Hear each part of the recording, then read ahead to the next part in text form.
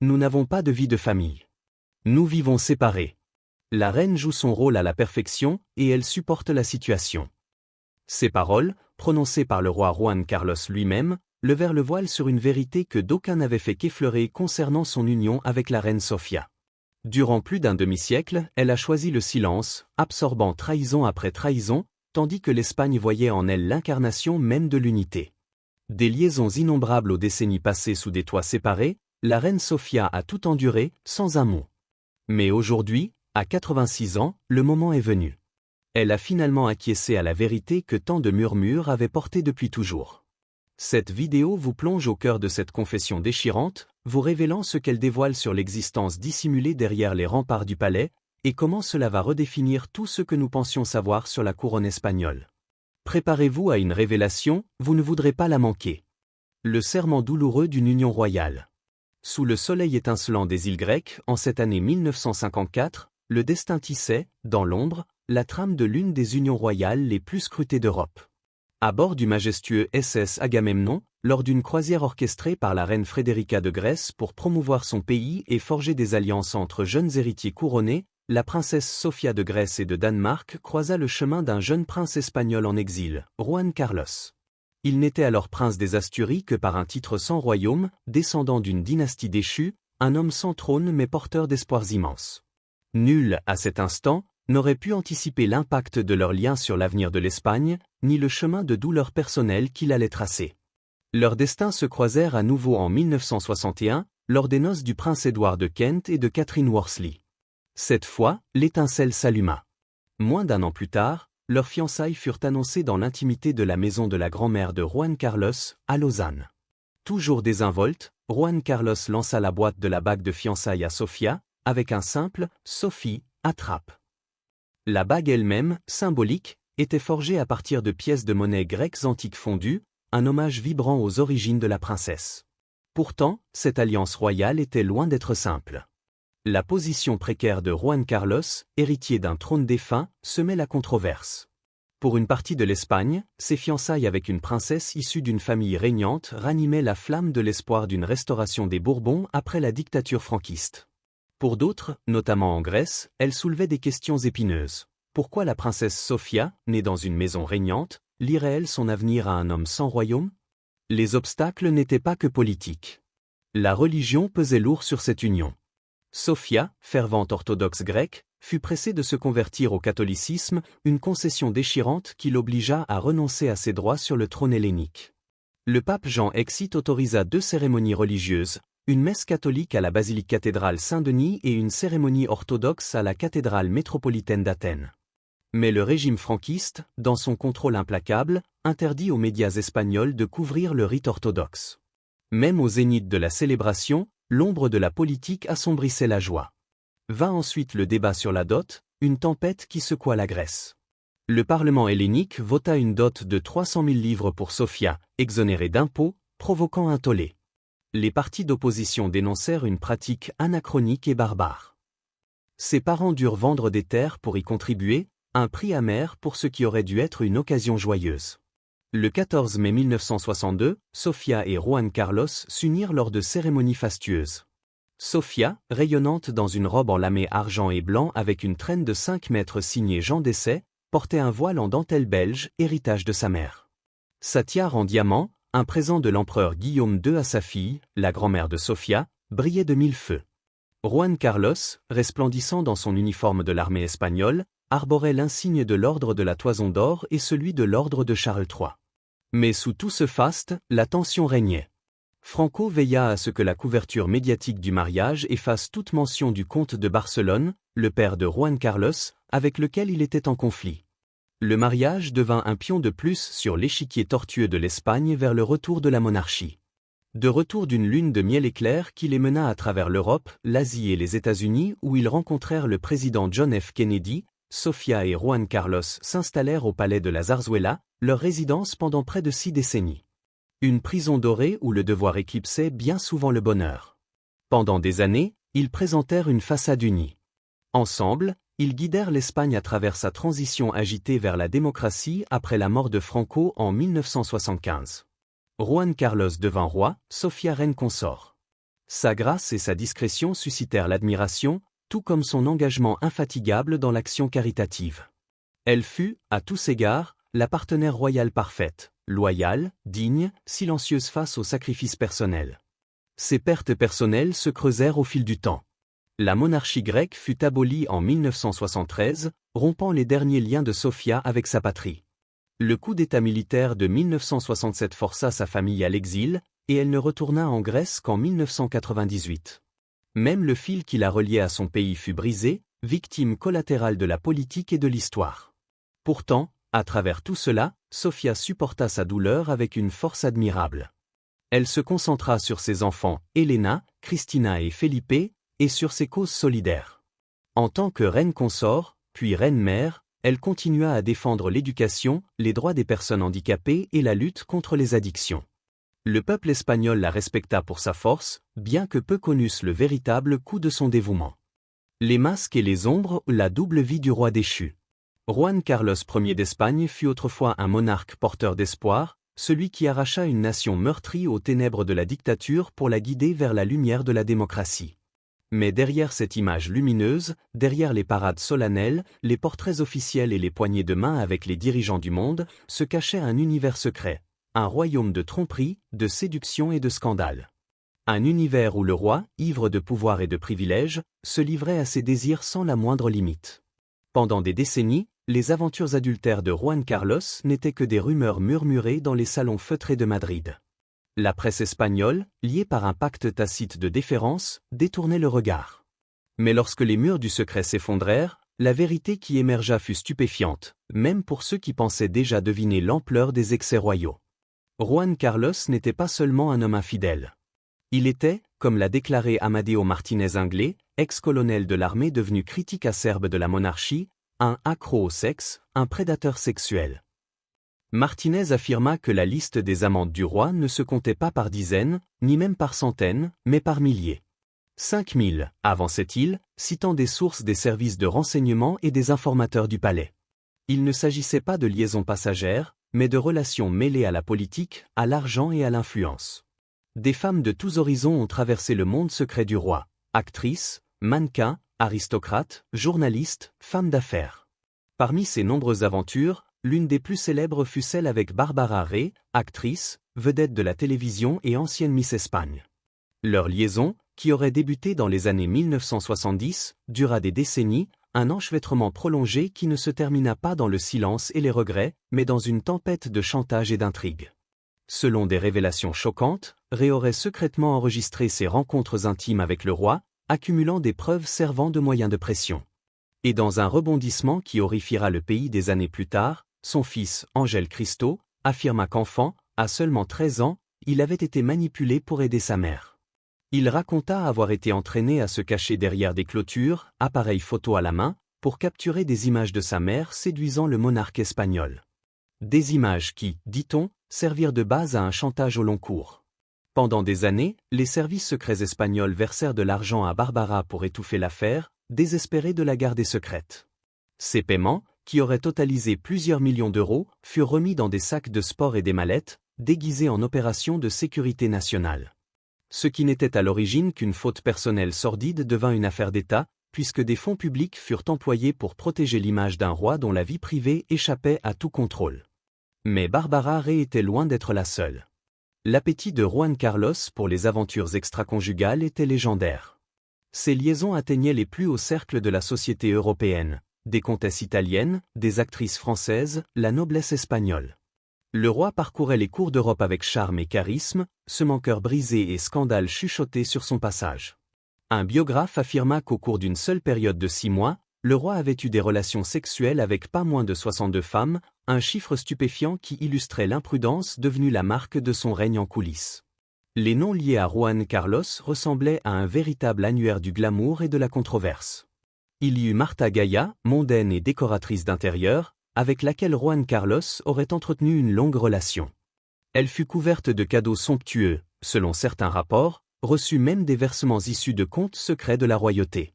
Leur relation n'était pas une passion éphémère, mais un lien soutenu qui dura des années, un lien que le palais tenta un temps de cacher. Il y eut Keka Campillo, une photographe qui raconta avoir eu des rendez-vous furtifs avec le roi à l'arrière d'un van discrètement garé près du palais de la Zarzuela. Ce van, disait-elle, était devenu leur refuge secret, symbole de l'extrême prudence du roi pour assouvir ses désirs hors du regard du public. Et puis il y eut Sandra Moszarowski, une actrice de 18 ans dont la mort tragique et suspecte continue d'assombrir l'héritage du roi. Elle tomba ou fut poussée de son balcon en 1977, à une époque où circulaient des rumeurs sur une liaison clandestine avec le monarque. Sa mort fut classée comme un accident. Mais à ce jour, beaucoup pensent qu'elle fut la fin tragique d'une jeune femme piégée dans l'orbite dangereuse du pouvoir royal.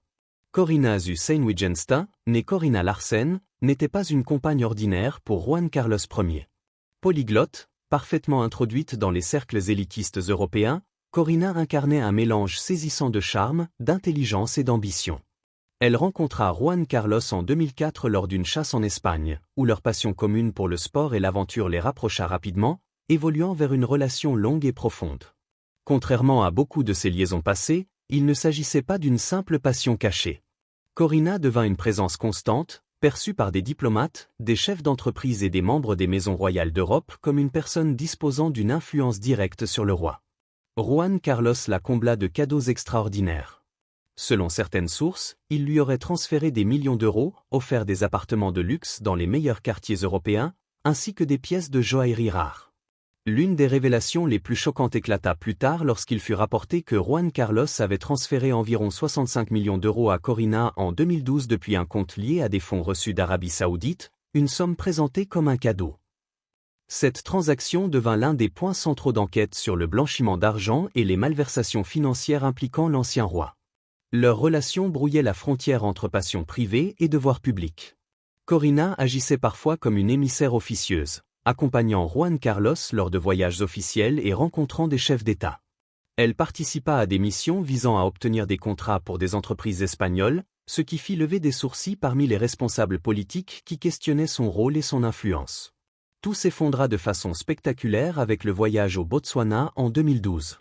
Alors que l'Espagne traversait l'une des pires crises économiques de son histoire récente, le chômage dépassant 25%, le chômage des jeunes atteignant des niveaux catastrophiques et des milliers de familles perdant leur logement, la presse révéla que le roi s'était offert un luxueux safari de chasse à l'éléphant, organisé et financé par l'homme d'affaires saoudien Mohamed Eyad Kayali.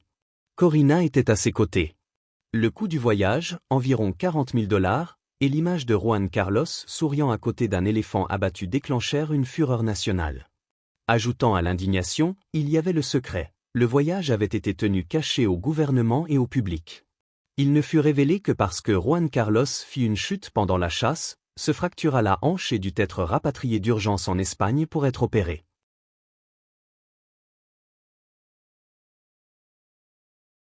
Cet incident brisa l'image soigneusement entretenue du roi en leader désintéressé et protecteur de la démocratie espagnole. Sa fameuse défense de la Constitution lors de la tentative de coup d'État militaire de 1981 fut éclipsée par la perception d'un monarque coupé de la souffrance de son peuple. À la suite du fiasco du Botswana, Juan Carlos présenta des excuses publiques « Je suis profondément désolé, j'ai commis une erreur. Cela ne se reproduira pas. » Mais il était trop tard. Les dégâts étaient faits. Corina, désormais hors de l'ombre, devint une figure centrale de l'effondrement du roi.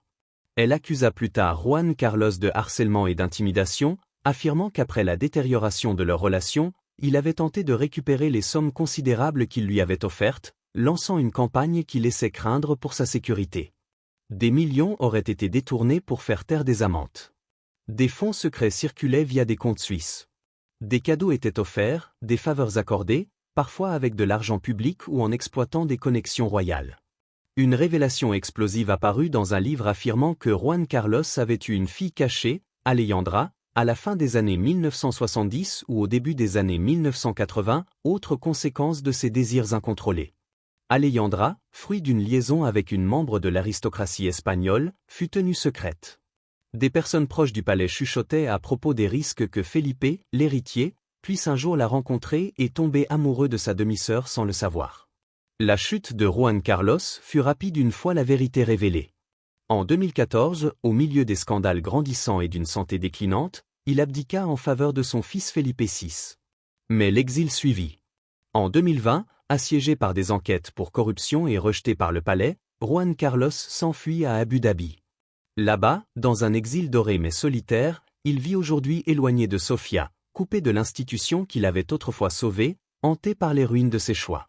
Corina, qui n'est plus une partenaire silencieuse, le poursuivit en justice, l'accusant de harcèlement et d'intimidation lorsque le roi tenta de récupérer les millions qu'il lui avait offerts.